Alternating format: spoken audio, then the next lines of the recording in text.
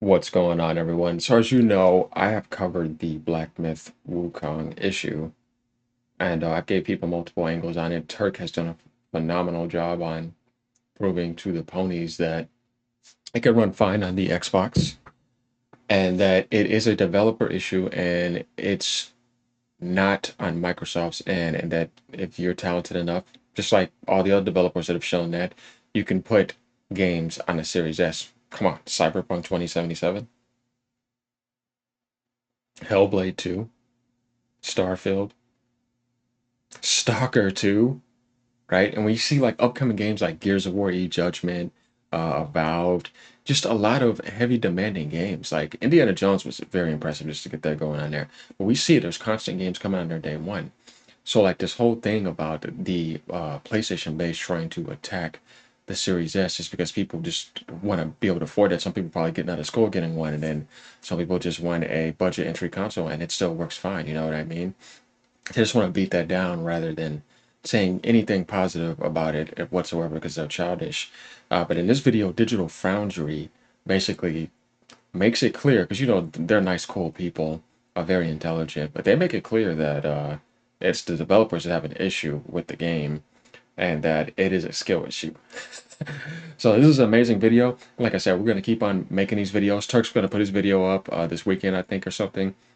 So we'll have that, and they're going to just talk about what they think the problem is, and we're going to go deep into that. So like, comment, subscribe, let me know what y'all think. We know the party's going to come in here. Like I said, you could put the best professionals in front of their face, and they're still going to act like mentally disabled children. So, or emotionally.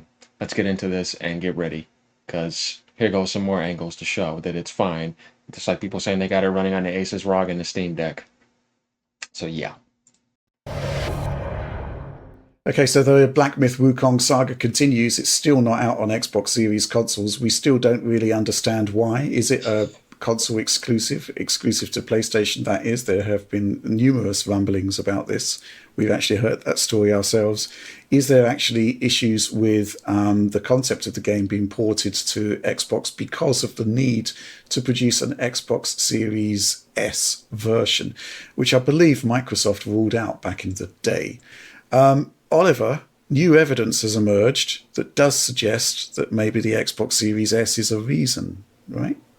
Yes, and I think this always makes a lot more sense here because the way the developers were talking about the game initially didn't really suggest that they had a PlayStation exclusive deal. In particular, when they were talking about it, they were talking about it in a bit more of an open fashion than you typically see with exclusivity deals. Usually when Mm-hmm. exclusivity deals are arranged, there is kind of some communication to the press that this is an exclusivity deal in some form, and they don't want to talk about other platforms at all. They say they defer that question.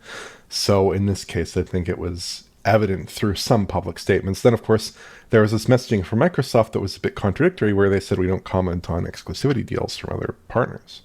So that was certainly very confusing Right. here. Yeah. But yeah, I mean, basically they're implying here through their statement that 10 gigabytes of memory is too little, in particular because they don't have console optimization experience. And that makes sense. I mean, it's just a very short snippet of what he's saying here. But it does make sense to me because the Chinese game market is mostly oriented around You PCs, see. and the developers seem to approach Wukong from more of a PC first perspective. And they're speaking to like maybe they don't have console optimization experience in that team there. That would be very helpful in translating a game to a Series S. But I do think like if they had approached maybe this project with the Series S in mind from the outset, which it seems like a lot of developers are doing, maybe they would have had an easier go of it because there are a lot of other UE5 games that are shipping this generation, almost all of them, on consoles as well as PCs. And obviously in this day and age, that implies shipping on Series S as well. And you can do a lot of stuff with UE5. You can even kind of mangle the visual presentation of your game, like we saw with the Talos Principle 2, where they just cut out Lumen entirely from the Series S version, which maybe didn't produce a great visual Right. result. But could they do something here with a non-Lumen lighting path? Could they do something like that? Who knows? So yeah, I do think like this is not necessarily like the biggest indictment of a hardware on the Series S, though it isn't very positive either necessarily. If people are going to use this for console wars purposes, which I wouldn't. So like everything he just said, we get that idea, right? Like he was saying, there's plenty of other Unreal Engine 5 games. they're a little bit confused about what Microsoft is saying and what Game Science is saying, but he's making it quite clear that they're only used to PC mostly. Consoles were never really a thing in China until recently, and that they don't have that type of experience. That's why he said I would need a few years of optimization experience, meaning that I need help. So they're just don't they're not as talented as other developers that are also new, and I've said this. So that's quite clear. Like you said, usually there will be open deals if you know that there was exclusivity. So they're not saying that that's false or true, but it's kind of interesting because there may be some shade there. I mean, hey man, when it comes to the communist society, I have to say, it's not like you should trust them. But what is the big problem here? I wouldn't necessarily say that because even if that was there, it's more like them having problems on console. Because even the PS5 version was shit. It was like 12, 13 points lower on meta than the PC version. Advise, obviously, but I'd suggest it's a combination of the hardware and maybe some developer, the way they approach this project, possibly some inexperience, elements like that. I think explain this, and I do hope that once we do see it, that there will be a good Series S version in hand, because I do expect, based on this comment, that they are continuing to work away on it, and that they are going to ship an Xbox Series version of this game at some point, hopefully in the near future. Yeah, yeah, absolutely. I mean, when I looked at Black Myth Wukong running on a GPU broadly equivalent to the Xbox Series S, it was doable. You could produce a good version of the game. The issue being that There we go GPU again. had 8 gigs of memory and the PC surrounding it had another 16 gigs of system memory. They're doing it right here. 30 FPS cap, RX 5500 XT. So in terms of like 1080p. GPU performance, I don't think that's ever really been an issue. But the memory side of things, getting everything into however much memory the Series S has available, that is a lot more of an onerous challenge. And Alex, correct me if I'm wrong, but there have been a lot of memory optimizations made to Unreal Engine 5 since 5.0, which is the version that Wukong is using. Yeah, I mean, Wukong is also like the reason why we saw some of the strange, well, I don't say strange, but it just like legacy aspects of the version of Unreal Engine 5 it was using in the stuff like the way the foliage rendered, their choice of not using VSMs, which maybe made sense in some way. That would have been another very large video memory cost incurred there. So like I think for their version of UE5 that they're using, that is at least presented to us in the PC space that we can look at, porting to Series S would be even more challenging than it would be from the latest versions. And they beyond that, they weren't using things like hardware lumen on PC or on the consoles.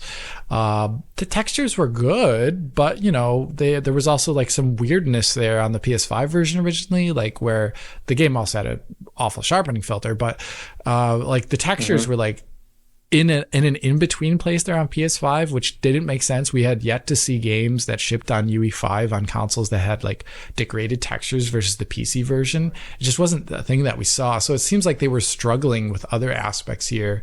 So I don't think they are the be-all and end-all of people to be talking about, console optimization or something like that. Exactly. Still, it is another kind of indictment against the Series S, which is the core thing we've heard this entire generation, is that you can scale the GPU, CPU is more or less the same, but the amount of memory you have to allocate for a game is actually like one of the core challenges of Series S, and I still think it's gonna be the challenge in the future. I didn't see this game as particularly memory ambitious or something like that based upon its design, but other games, like when I looked at like something like Baldur's Gate, I kind of could understand it a bit more. This game isn't, I mean, it plays a lot. Like you could imagine a game like this with a lot decreased fidelity on a PS2 in terms of its game world design. Exactly. But obviously all the textures and all the everything else makes it into a next gen game, right? So yeah, that's the way it is. And yeah, I really wish it wouldn't be used for console wars though, because as Oliver said, like this is just one point of data when we have other points of data of really great UE5 console conversions, Senua. Like he just said, tons of other points of Unreal Engine 5 games that are more demanding. And like he was looking at this stuff that you could just, when you the PS2 pointer right there. And then saying that, I can see where there's some next gen futures here. And then like he's just looking at the game, he's just like, I don't see how this is, memory ambitious. It's a development issue. Is probably really good up there, where they made the right choices at the right frame rate. This game could target 30 FPS there. There's a lot of things that could be done and still have it look good. Right. Mm-hmm. Yeah. There is the thing that sort of sticks out to me, Alex, is that when we were looking at the PC version of the game, correct me if I'm wrong, but it actually ran just fine on 8 GB GPUs. Yeah, it did. And yet we had the situation where the textures were degraded on PlayStation 5, which has a lot more video memory available, potentially. So, yes, it does sort of, and indeed all of the other sort of technical choices and issues that we highlighted in Black Myth Wukong on PlayStation 5 did kind of hint at a developer that hadn't really done a major console release before. And some of those issues were kind of addressed in the patch update that you looked at, Oliver. Yes. But then again, some of them weren't. So, yeah, there is this sort of sense that, as this post kind of hints at, that, console games just isn't really their thing. They don't have that years of experience of working with consoles, which may have had an impact on this, which is certainly an interesting perspective. The patch, Oliver, was really fascinating. I'm still sort of struggling with the concept of a of a 60 frames per second performance mode using frame generation, meaning that one of the key points of actual performance, input lag, will be lower than the quality mode or the balance mode. So you see all these things that they're saying. Not only this, but then specifically saying we use 8 GB of VRAM GPUs. The consoles has twice the amount, and they're still having problems. So what the hell's the problem then? It's not Microsoft. And there's plenty of other games that ran on there. We're just trying to get the truth here. Nobody's trying to downplay them. We know they're new developers. We know they lack experience. You know what I mean? So my thing here is that they're not experienced enough. They're not masters of the gaming industry. That's their first game, and they started off on Unreal Engine 5, and they're only used to PC, as you can clearly see. That's why we see the shitty PS5 port that happened at launch. It's better now, but it's still not even close to being perfect. Then you got the Pro patch too, but yeah, it's quite clear that they were just having problems, and Microsoft has to help them. And then, of course, Sony wants marketing rights too for the consoles, but at the end of the day, yeah, the Series S is fine once again, so all you ponies need to be quiet. You don't know what you're talking about. That was sort of a bit of an issue that I've never quite got my head around.